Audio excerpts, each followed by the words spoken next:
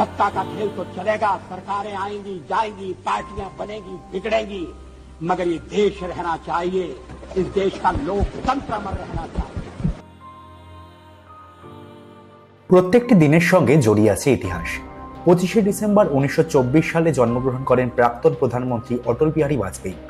মধ্যপ্রদেশের গোয়ালিয়রে জন্মগ্রহণ করেন তিনি। 1996 সালে মাত্র 13 দিনের জন্য প্রধানমন্ত্রী হন তিনি। 1998 সালে 13 মাসের সরকারে প্রধানমন্ত্রী ছিলেন।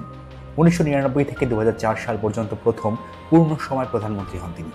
রাজনীতির পাশাপাশি তার কবিতাও সমান জনপ্রিয়। 1957 সালে তিনি প্রথম বলরামপুর থেকে সাংসদ নির্বাচিত হন। প্রথমবার রাষ্ট্রসংঘে হিন্দিতে ভাষণ দেন প্রাক্তন প্রধানমন্ত্রী। 16ই আগস্ট 2018 সালে প্রয়াত হন তিনি। বেনারস হিন্দু বিশ্ববিদ্যালয়ের প্রতিষ্ঠাতা ও সমাজ সংস্কারক পণ্ডিত মদন মোহন মালব্যেরও জন্মদিবস 1861 সালের 25শে ডিসেম্বর। কলকাতা বিশ্ববিদ্যালয় থেকে স্নাতক হন তিনি। 1915 সালে বেনারস হিন্দু বিশ্ববিদ্যালয়ের প্রতিষ্ঠা করেন। বলা হয় এই বিশ্ববিদ্যালয়ের প্রতিষ্ঠার জন্য সবার কাছে চাঁদা তুলেছিলেন পণ্ডিত মদন মোহন মালব্য। 1977 সালের 25শে ডিসেম্বর চিরবিদায় নেন কিংবদন্তি অভিনেতা চার্লি চ্যাপলিন। নির্বাক চলচ্চিত্রের দুনিয়া ও চলচ্চিত্র জগতে চার্লি চ্যাপলিনের অবদান অনস্বীকার্য। জীবনকে দূর থেকে দেখলে কমেডি, আর কাছ থেকে দেখলে তার ট্র্যাজেডি। চ্যাপলিনের এই লাইন আজও সমান প্রাসঙ্গিক।